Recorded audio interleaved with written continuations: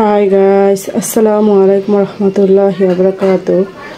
তোমরা সবাই কেমন আছো? আশা করি ভালো আছো। আলহামদুলিল্লাহ, আমিও মোটামুটি ভালো আছি। তোমাদের শরীর সবার স্বাস্থ্য কীরকম আছে অবশ্যই জানাবে। দোয়া করি আল্লাহর কাছে তোমরা যেন সুস্থ থাকো।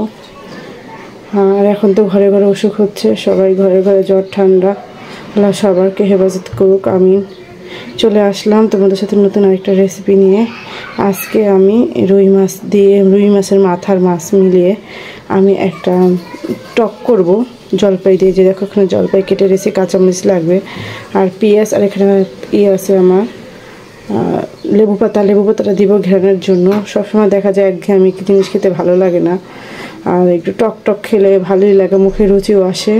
এই কারণে চলে আসলাম তোমাদের সাথে এই রেসিপিটা নিয়ে। আমি যেহেতু আমি রান্না করবই, তাহলে তোমাদের সাথে একটা রেসিপি করে নিই, তোমাদের দেখাই।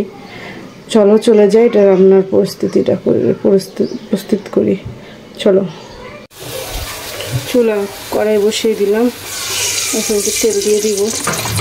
তোমরা চাইলে এটা তরকারি দিয়েও রান্না করতে পারো, কিন্তু আমি তরকারি দিব না, আমি শুধু পেঁয়াজ দিয়ে রান্না করবো। পেস্ট একটু পরিমাণে বেশি দেওয়া লাগবে। পেস্টটা দিয়ে দিলাম, পেস্টটা হতে থাক, তারপর আবার আসছি একটু লবণ দিয়ে দিই পেস্টটা, তাহলে জলদি হয়ে যাবে।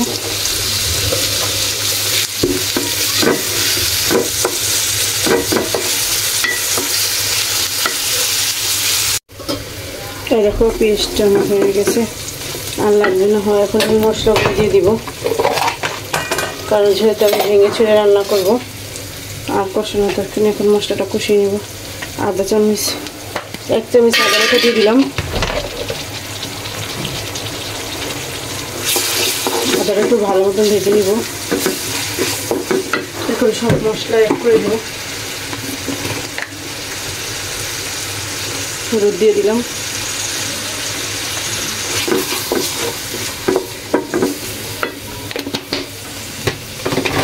মরিচের ঝালটা তোমরা যে যতটুকু খাবে ঠিক ততটুকুই দিবে, বেশিও না কমও না। আমার মরিচগুলো অনেক ঝাল, তার জন্য আমি একটু বুঝে দিলাম।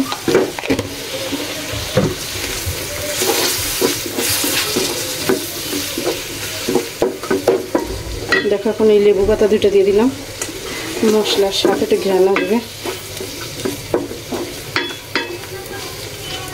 আমি এবার পরে তুলে নিব, একটু পানি দিয়ে দেবো, পানি দিয়ে ভালো মতো কষিয়ে নিব।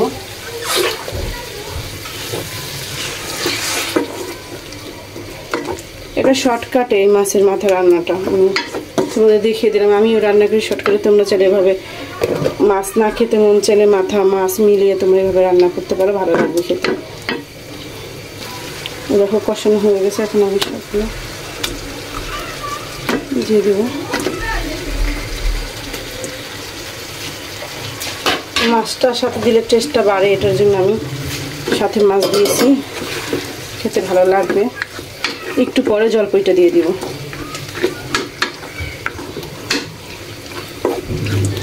একটু কষানোর পরে জলপাইটা দিয়ে দিব।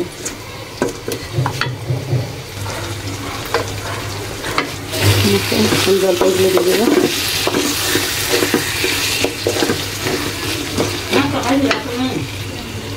এই যে জলপাই কাঁচামরিচগুলো দিয়ে দিলাম।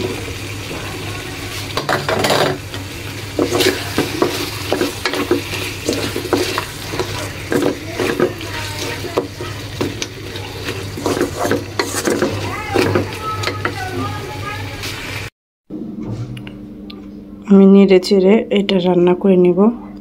দেখো এই টকটা কিন্তু খেতে দারুণ হয়। এভাবে তোমরা যে কোনো ধরনের বড় বড় মাছ থাকলে বা ফ্রিজে অনেক দিন যদি তোমাদের মাছ থেকে থাকে যে এই মাছগুলো খেতে মন চায় না, ভেঙে চুরে এভাবে যদি জলপাই দিয়ে রান্না করো অনেক মজা লাগবে, খেতেও ভালো লাগবে। একবার হলেও ট্রাই করবে তোমরা, কারণ এভাবে রান্না করলে অনেক মজা লাগে। আমি তো প্রায় সময় করে খাই।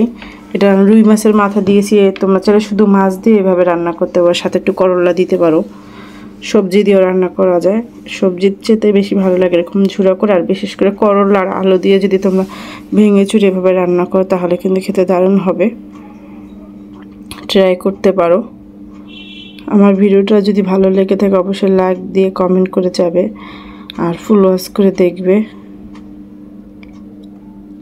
আমি এইটা রান্না করার সাথে সাথে একটু কাজও করে নিচ্ছিলাম।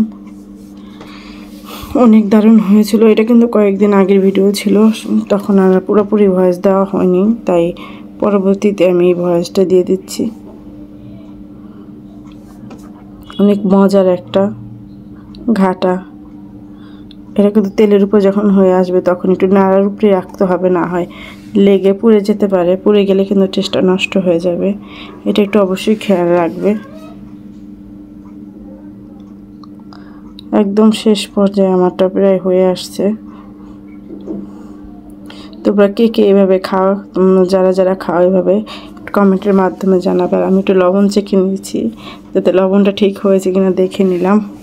আর জলপাইগুলো তোমরা চাইলে কম বেশি দিতে পারো, টক কিন্তু হয়ে যায়। জলপাইগুলো কিন্তু অনেক টক হয়ে গেছিলো, তুমি চাইলে আর একটু কম বেশি দিতে পারো। লবণটা একটু কম হয়েছিল, একটু লবণ দিয়ে দিলাম। তোমরা লবণটা চেখে দিবে।